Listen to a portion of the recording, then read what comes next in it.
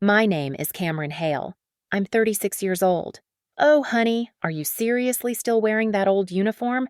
That's the first thing Aunt Clarice says when I step through the front door of her brick colonial in Fairfax.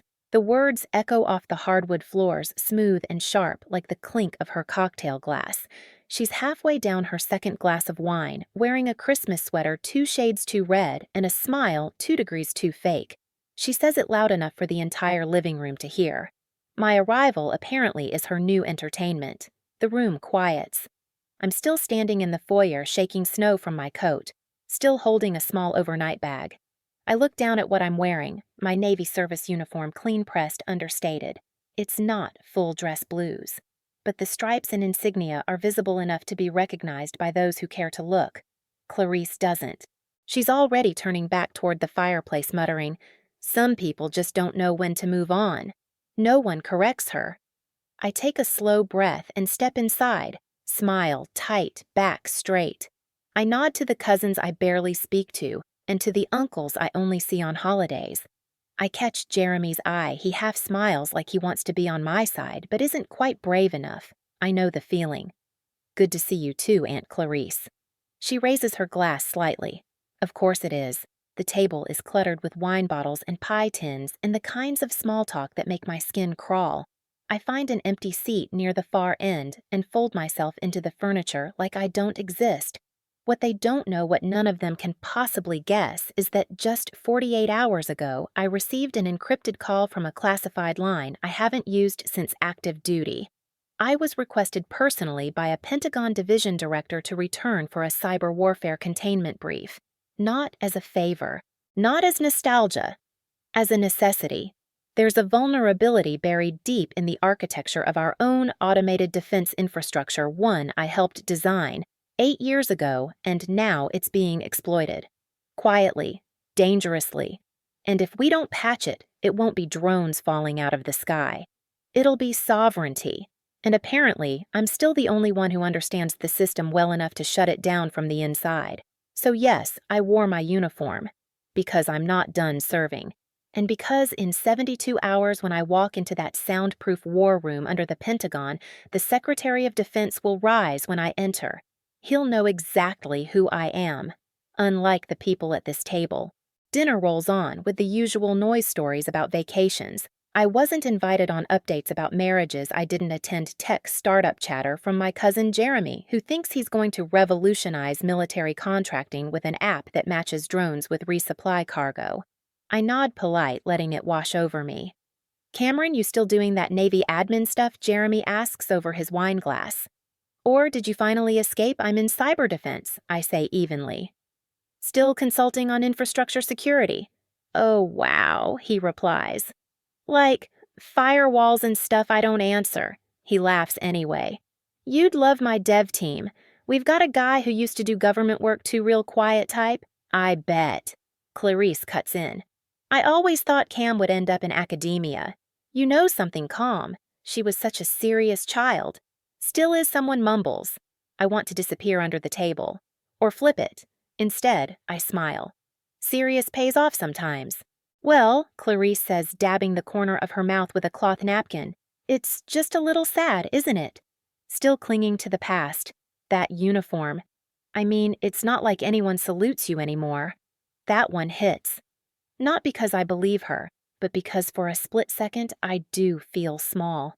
Like the room is shrinking and I'm just a cardboard cutout of who I used to be. And the worst part, no one defends me. Not my mother, not my cousins. Not the people I've spent my whole life showing up for. I chew slowly. Let the weight sit. Then I stand. "Excuse me," I say softly. "I have an early day tomorrow." Clarice waves her fingers. "Thanks for dropping by, sweetheart. Next year, maybe come as yourself," I say nothing. Because right now, no one here deserves to know who I actually am. Outside, the cold punches through my coat like it means to test me. I sit in the driver's seat of my car with the engine off, watching my breath fog the windshield. I reach into the inside pocket of my uniform jacket and pull out my secure device. No fingerprint scanner, no facial ID. Just a code and a retinal flash. I check the briefing one more time. Location Pentagon East Wing level, 5D attendees, SecDef JCC cyber response. Lead presenter Hale C. Topic Cascade risk within autonomous defense infrastructure. Containment phase 2. I lean my head back against the headrest. I think about what Clarice said about no one saluting me. Funny. In 2 days, I'll be standing in front of 4 stars and one of the 5 most powerful men in the country. And when I walk into that room, he will stand, not out of obligation, out of recognition, because unlike Clarice, he knows exactly what I carry. I enlisted when I was 18, not because of a family legacy or patriotism or even ambition. I enlisted because I needed to get out of a house where silence was weaponized, out of a town where a girl who didn't chase prom queens or scholarships disappeared quietly. The Navy gave me a shape to stand in. Boot camp taught me how to walk into a room without apology. Cryptology school gave me discipline. But Cyber Ops Cyber taught me how to see beneath noise, how to find patterns in places other people just saw static. By 25, I was deployed with a top-secret joint task force.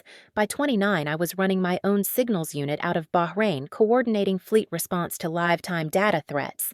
And by 32, I was promoted to lieutenant commander, assigned to a DARPA-backed fusion cell exploring autonomous threat modeling and algorithmic wargaming. And that, ironically, is when the silence returned. You'd think that earning a rank would earn you a voice. But military intelligence has a strange sense of irony. The more you know, the less you can say. And once I transitioned out of active duty and into civilian clearance work, the quiet became suffocating. At family events, I tried to explain what I did. So you're like a hacker. Not exactly. Do you build weapons? Not physical ones. Oh, so you're in a bunker somewhere. Eventually, I stopped trying. Let them think I typed reports or ran code stuff. It was easier than watching their eyes glaze over, or worse, watching Clarice's smirk twist into that passive-aggressive laugh she's mastered. She's always been that way, perfume too loud, voice louder, with a talent for undercutting you in a compliment. Cameron's so modest. She doesn't need a man to feel accomplished. She's a strong woman. The quiet kind. Not for everyone.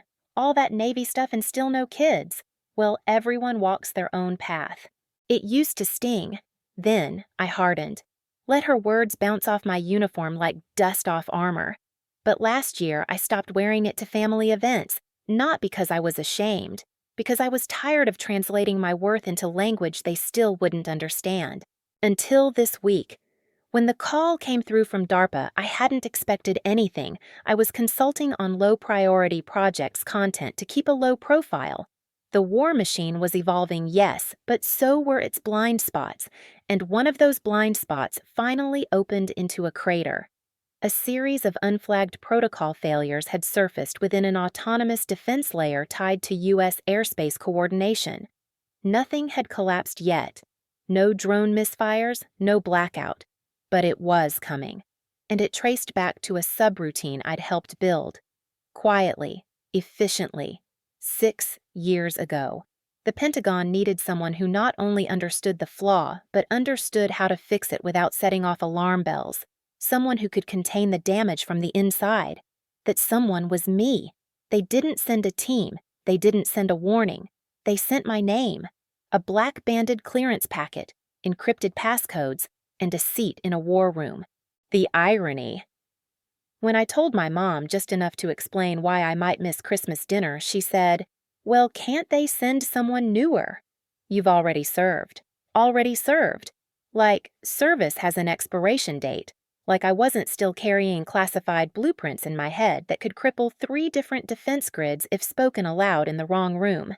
Like I wasn't still wearing it even if they couldn't see it. So I changed my mind, and I wore the uniform to Clarice's dinner. Not for them. For me, to remind myself that no matter how they tried to minimize it, no matter how many rooms I walked into where people smiled like I didn't belong, I had already been in rooms they'd never be invited to. And I was going back. People like Clarice never understand what we do because they're not supposed to. Her world is recognition, not responsibility. She throws charity galas for veterans she's never met and posts flags on Facebook, but couldn't tell you what an autonomous kill switch is or why a 3-second delay in defense protocol might be the difference between a safe landing and a classified disaster. And I'm fine with that. I don't need her to get it. I just need her to get out of my way. Back at my apartment that night, I opened the old cedar box I'd kept locked since retirement. Inside was a small stack of citations, a faded coin from Joint Cyber Command, and a folded printout of the final approval message I received before deployment in 2016. At the bottom was a line, Hail C, Primary Secure Ops Liaison, Status Active. I sat on the floor and stared at it for a long time. Not out of nostalgia, out of clarity. I hadn't stopped being a soldier. I had just gone quiet. And now they were calling me back not because I made noise, because I stayed ready. The Pentagon wants answers in 3 days. I'll give them answers and a solution. They want me to patch a vulnerability no one else can locate. Fine, but after that, I'm not going back to being the quiet one in the room, not in the boardroom, not at the dinner table, not in my own life. Because this time when I walk in, they'll stand. 2 days before the Pentagon briefing, I stood in conference room 417C, fluorescent lighting, 3-star security clearance, and 12 men who hadn't read my file. Not really. They knew my name. They'd seen my credentials. One of them had even signed off on my reactivation order. But still, when I walked in with a tablet, a printout, and my hair pulled back in a clipped bun, they looked at me the same way Clarice had. Like I'd overstayed my welcome. "You're Hale," said the one in the brown uniform. "General Lott, old school Air Force. Sharp chin, wide shoulders, the kind of man who thought women in tech were still a novelty." "I am. I thought you were, well, taller." There it was. That small laugh, like they'd already made the decision about me. The meeting was a pre-brief designed to vet my analysis before it reached the top brass. I'd prepared for it meticulously.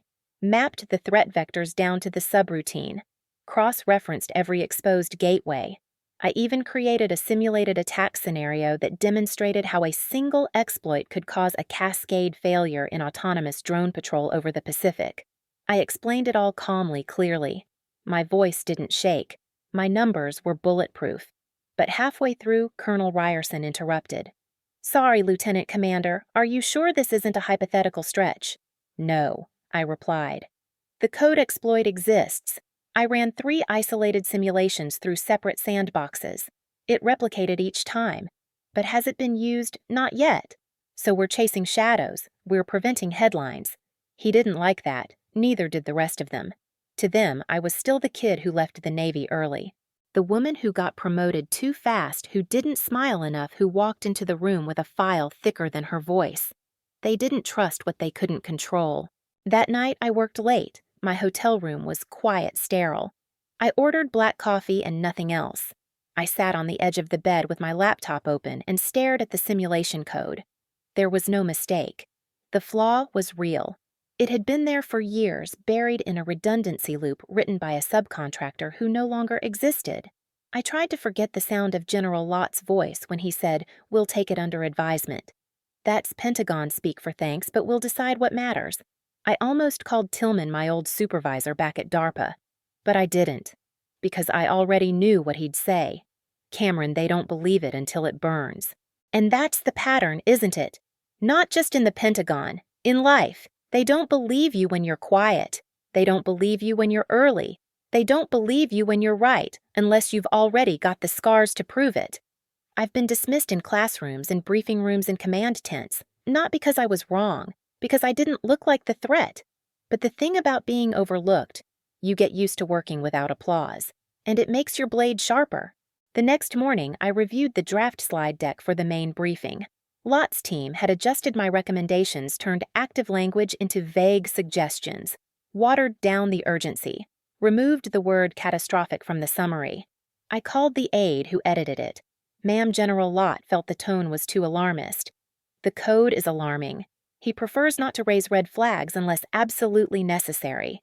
The red flag is in the source code. I didn't paint it there. "I'm sorry, he's not approving the current version for the main room." I stared at the screen.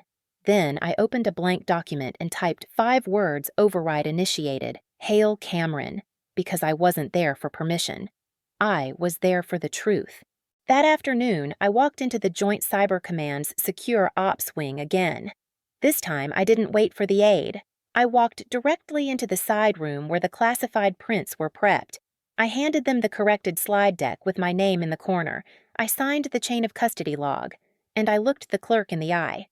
"This is the final version." He blinked. "Ma'am, I don't think I'm not asking you to think. I'm asking you to file it." "Now?" He nodded, and I left. Back in my room that night, I sat with a mug of burnt hotel coffee legs crossed under me and finally opened my family group chat. Clarice had posted photos from dinner. One was me caught mid-blink, seated at the end of the table like a background prop. The caption read, "So blessed to spend time with our brave girl, still wearing the old uniform. So sweet. Veteran vibes." I stared at it for a full minute. Then I turned off the phone. Not out of anger, out of choice. Because I didn't need to explain myself to a woman who thought my uniform was a costume.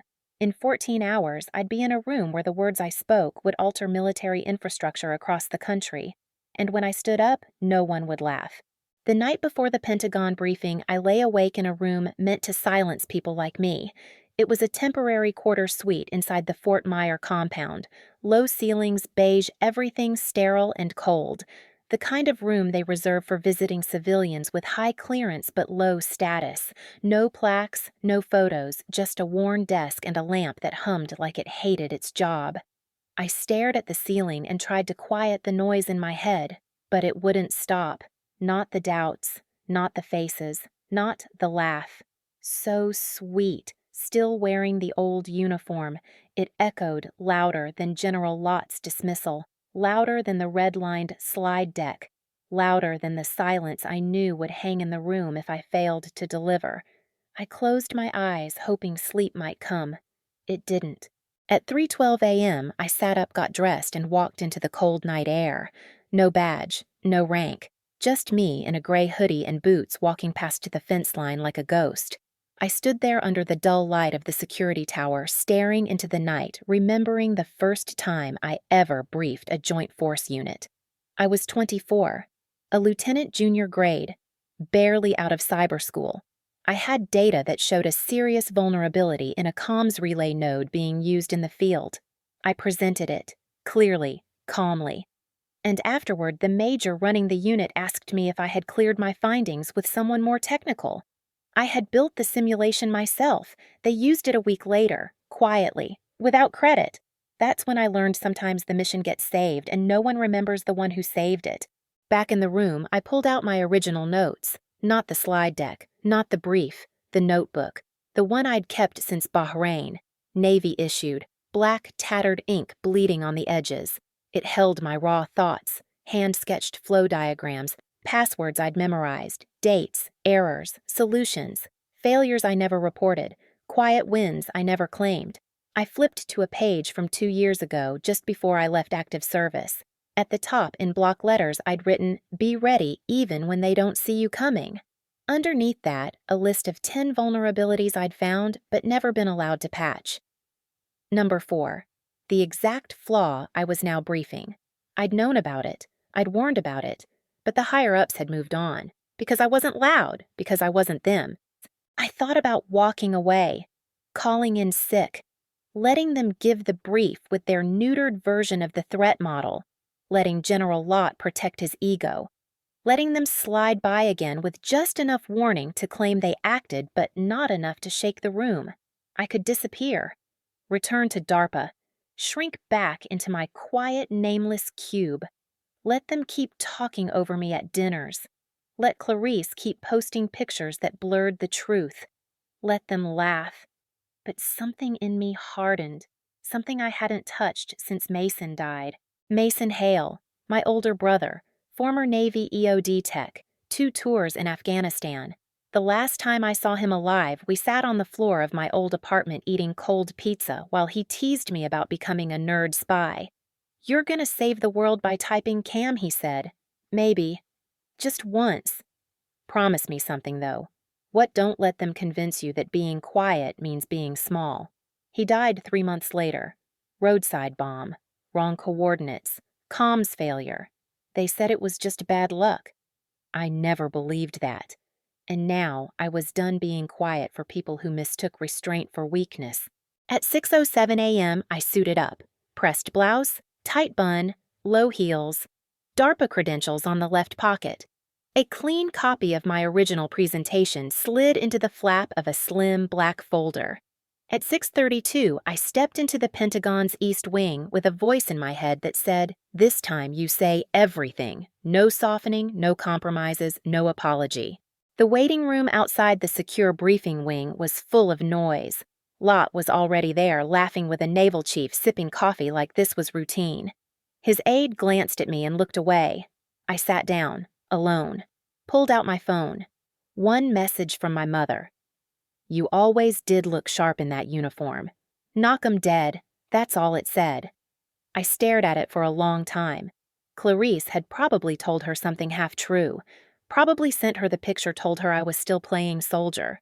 Maybe Mom believed her. Maybe she didn't. But the message meant something, even if she didn't know what I was walking into. Even if no one did. At 7:01 a.m., the door opened. A Marine stepped out. "Ma'am, they're ready for you." I rose, smoothed my jacket, and walked into the room like I had nothing to prove, but everything to finish. The door to the secure briefing room closed behind me with a muffled click, sealing off the outside world like a pressurized chamber.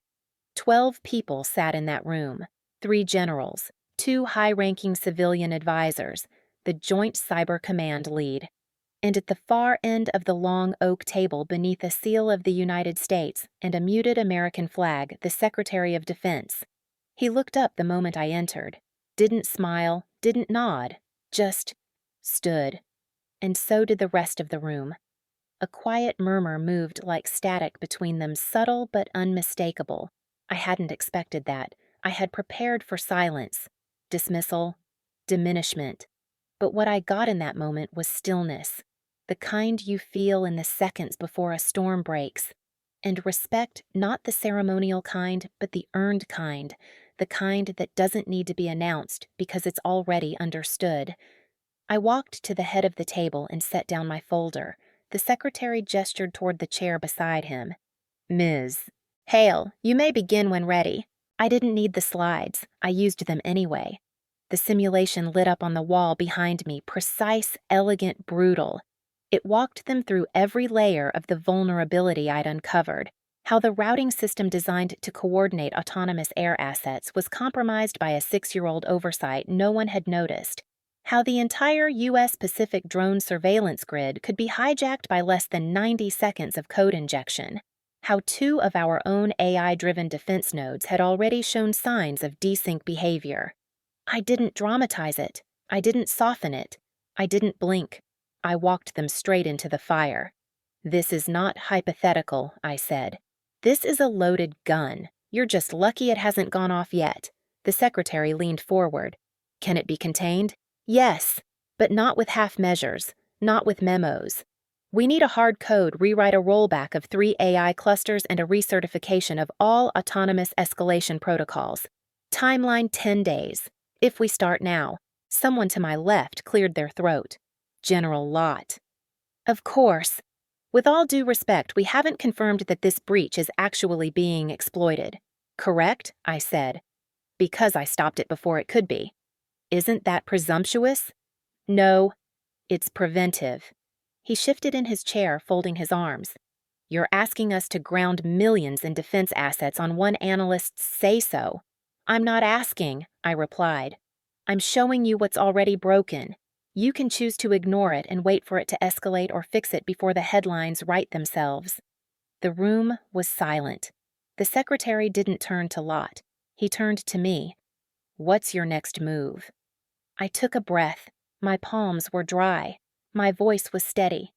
"I've already initiated a shadow rollback in the red sandbox environment. The patch held under 5 exploit attempts, including a simulated breach from a foreign actor." I tapped my tablet.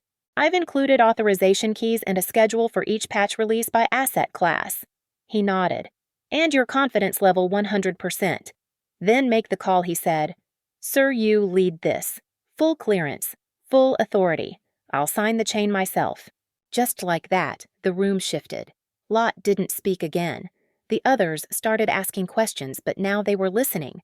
Now they wanted to understand. The conversation turned technical collaborative.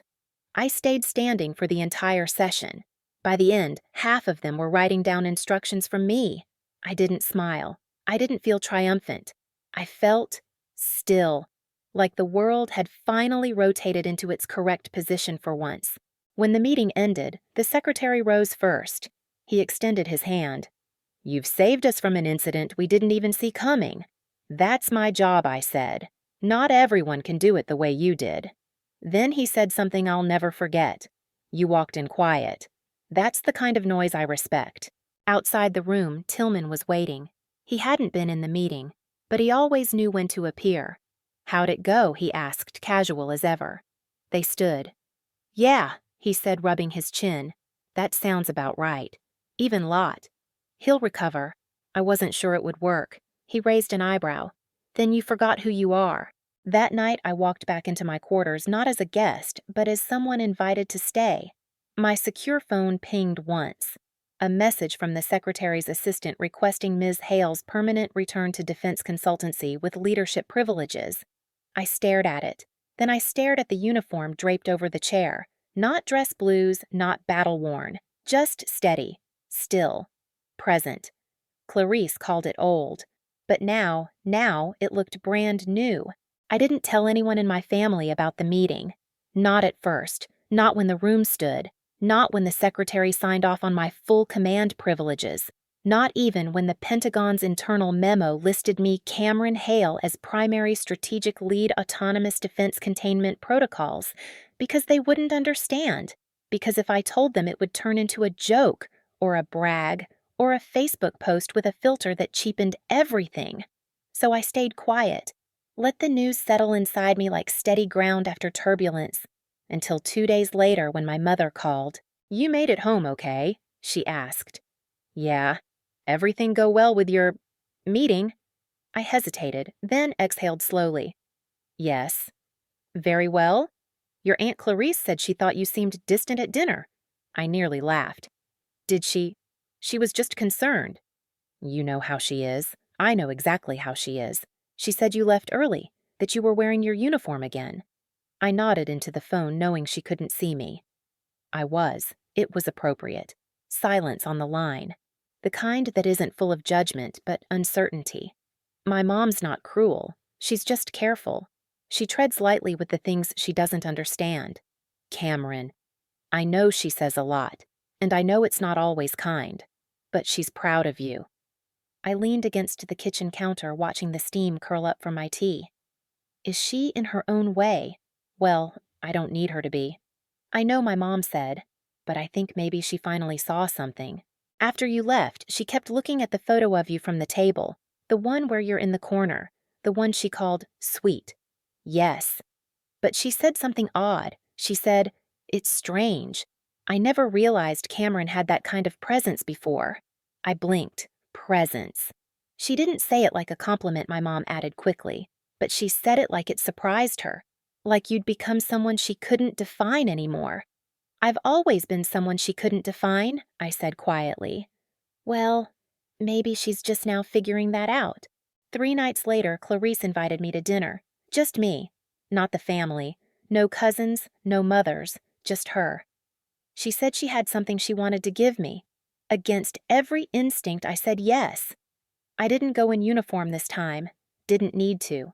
I wore black slacks, a gray turtleneck, and a coat that still had a DARPA badge clipped to the inside. She greeted me with a half smile and a glass of wine already in her hand. "You look taller," she said. "I didn't grow." She laughed genuinely this time. "Come in." The table was set.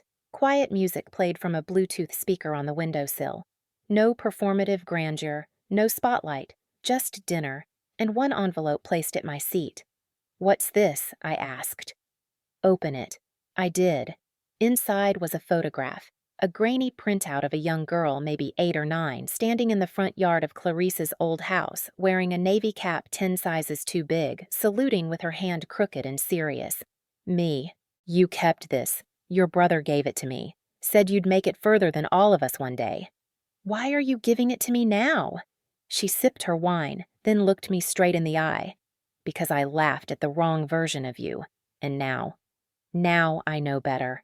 I didn't answer, didn't cry, didn't lean in for some dramatic reconciliation. I just folded the photo carefully and tucked it into my coat pocket. "Thank you." "I hope you don't think I'm apologizing," she said, half smiling. "I don't need you to," I replied. "I was never waiting for it." She nodded. "Good." We ate quietly, and for the first time in years, there was no tension between us. No competition, no correction. Just two women sitting at the same table, finally on level ground. Later that night, she walked me to the door. "Cameron," she said, hand resting lightly on the door frame. "If you ever want to talk about what you actually do, what happened this week, I'd listen." I paused. "Maybe one day. You don't trust me, I don't need you to understand it. You just need to know it mattered." "I do now." I turned to go, then stopped. "Clarice, yes." The Secretary of Defense stood when I walked in. Her eyebrows lifted slightly. She didn't smile. She didn't laugh. She just whispered, "Of course he did." 3 weeks later, the Secretary's internal memo was leaked strategically.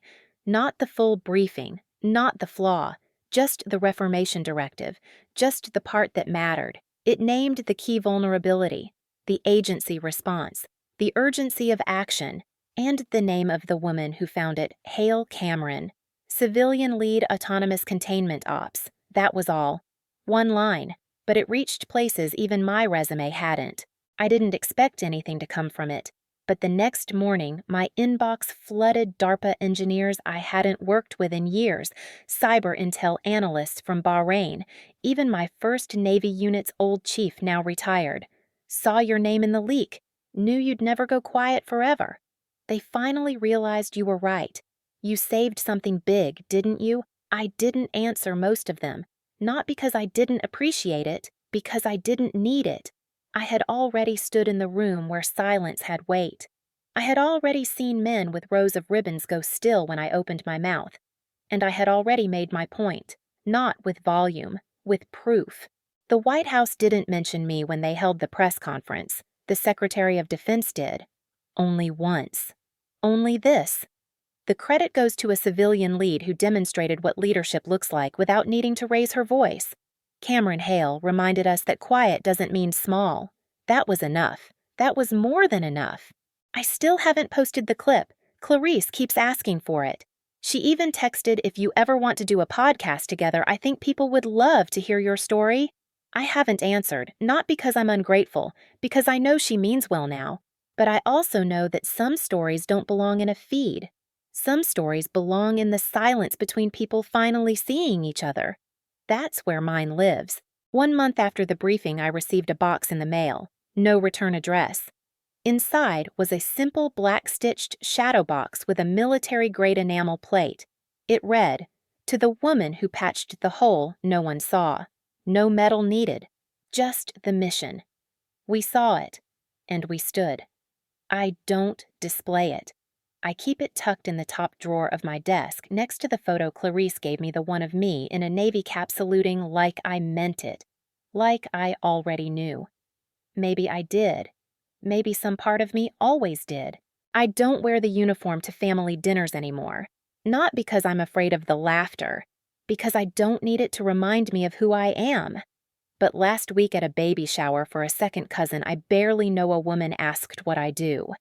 Clarice overheard. And before I could say a word, she stepped in and said gently, "She's one of the people who keeps the country from falling apart. You'll probably never hear the details." "That's the point." The woman nodded. "Wow. That's amazing." Clarice glanced at me just once. No wink, no nudge. Just quiet understanding. I nodded back. I try my best. There's no glory in the work I do. There's no stage, no camera flash, no applause. But there's something better. There's the moment when someone powerful stops talking and starts listening. There's the moment when the noise dies and you realize that your voice, the one they talked over, the one they tried to diminish, was the one shaping the entire conversation. That's what happened in that room. They stood, not because I demanded it, because the work did, because the truth did, because they finally recognized the power of what they almost ignored. So, no, I don't need a medal, I don't need a headline, and I certainly don't need permission. All I ever needed was to be heard once. I got it. And now, when I walk into any room, I don't care if they're generals, politicians, engineers, or aunts with wine-stained smiles, they rise. Not out of courtesy, out of respect.